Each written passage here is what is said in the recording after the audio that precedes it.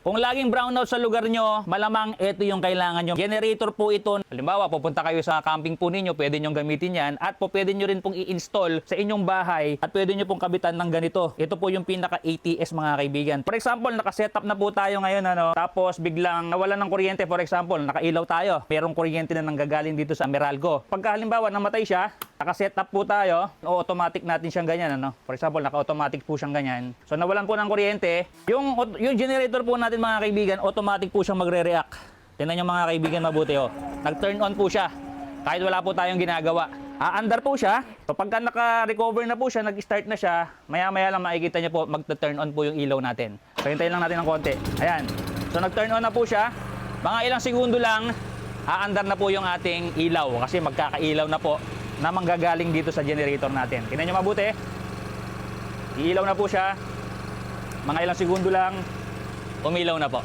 Ganyan kaganda yung generator na to mga kaibigan. At for example po, nagkaroon po uli ng ilaw or ng kuryente galing po sa Meralco, So eto na, nagkaroon na po ng ilaw or nagkaroon na po ng kuryente. Ang mangyayari po niyan, maghihintay lang po kayo ng ilang segundo, mariread po nung ATS natin, yung generator po natin mamamatay. So hintayin nyo lang po ng saglit, namatay na siya. Pero yung ilaw po natin naka-ilaw pa rin. So ganyan kaganda po yung generator natin. Saktong-sakto po ito sa mga emergency. Lalo na sa panahon po ngayon na dalas po ng mga brownouts natin. Lalo na sa mga area ng Pampanga, yung mga area na laging nawawala ng kuryente.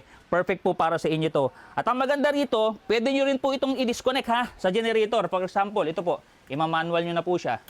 Yan, so i-disconnect lang po natin ito lahat. Yan, disconnect lang po natin yan.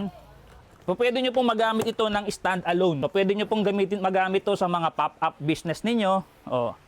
Digulong po kasi siya. Sobrang portable niya mga kaibigan, kaya pwede nyo dalhin kahit saan. At kahit ganito po, pwede nyo na po siyang paandarin. Push start lang po natin to.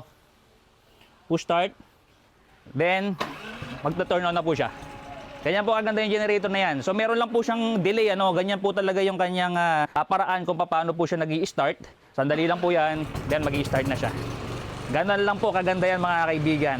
PK 4200 IT2A. 4200 watts mga kaibigan. Tapos papatayin mo, long press lang uli.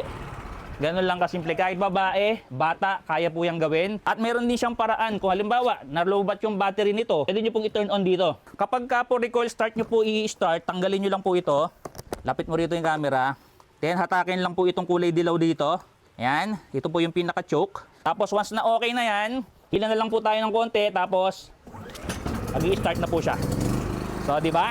Tatlong paraan po kung paano po siya i-start. Isa nga ay push start, recoil start. Yung isa naman po ay ATS. 55,500 lang po mga kaibigan. Kung gusto nyo po ng generator na po pwede nyo pong gamitin sa mga emergencies po ninyo, ito po yung orderin po ninyo. Papadala po natin kay Stephanie Masilag mga kaibigan na from Tarlac.